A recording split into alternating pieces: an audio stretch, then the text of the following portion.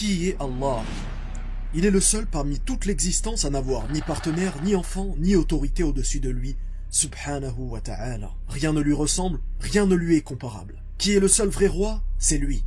Il donne la vie, il donne la mort, et en réalité, ni pouvoir, ni force, ni influence n'existent en dehors de lui. Il est celui qui a créé toute la complexité de l'existence, le visible et l'invisible, le monde et tout ce qu'il renferme. Il a envoyé des messagers et prophètes afin d'appeler l'humanité au monothéisme pur, le tawhid. Ceci afin qu'il n'y ait pas d'adoration, de croyance et de culte en dehors de lui. Il n'y a aucune contrée, aucune nation, aucun peuple sur cette terre qui n'ait pas bénéficié de l'envoi d'un messager. Tout ceci afin d'unifier Allah, l'unique, et d'abandonner les fausses croyances. Ce message essentiel a été préservé en islam comme il ne l'a jamais été auparavant. Non pas parce que le message est différent, mais parce que le dernier des messagers est bel et bien le prophète Muhammad sallallahu alayhi wa sallam, prophète de l'humanité. La plupart des gens se posent une question simple.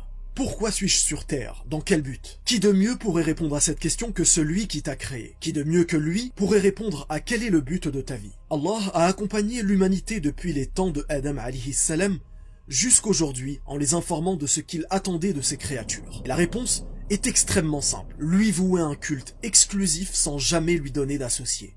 En réalité, nous savons tous que cette vie est un test du Créateur. C'est pour ceci que nous sommes nés et c'est pour ceci que nous mourrons. Dans la vie après la mort, sachez que personne ne mourra une deuxième fois. Bonne ou mauvaise personne, notre vie dans l'au-delà dépendra des actions que nous aurons fait pendant ce test qu'est la vie présente.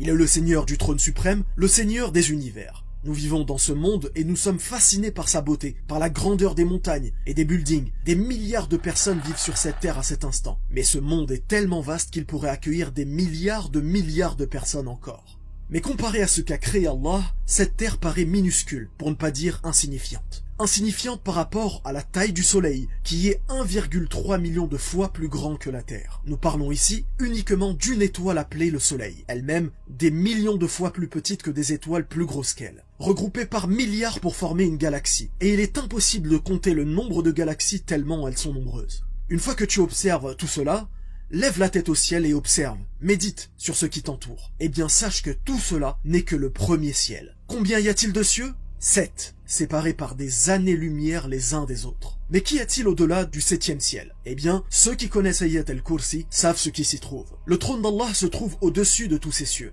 Eh bien, sachez que tout ce que nous venons d'évoquer en termes d'étoiles, de galaxies et de cieux est insignifiant par rapport au trône d'Allah subhanahu wa ta'ala. Que nous enseigne le prophète sallallahu alayhi wa sallam à ce sujet? D'après Abu Dhar, radiyallahu anhu, le prophète sallallahu alayhi wa sallam a dit: les 7 cieux comparés au Kursi ne sont que comme un anneau de fer jeté dans un désert. Et la grandeur du trône par rapport au Kursi est comme celle de ce désert par rapport à cet anneau de fer. Ne vous y trompez pas, El-Kursi ne signifie pas trône, mais la signification qui s'en rapproche le plus est repose-pied. Notre esprit est trop limité pour pouvoir imaginer une telle grandeur. Croyez-vous que nous disons Allahu Akbar, Dieu est grand en vain?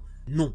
Il est bel et bien l'immensément plus grand au-dessus de toute chose. Maintenant que tu te rends compte de sa grandeur, rends-toi compte de l'avantage que tu as. L'opportunité de lui parler, de lui demander pardon, de te confier à lui seul, sans jamais lui donner d'associé. Barakallahu fik. Wassalamu alaikum wa rahmatullah.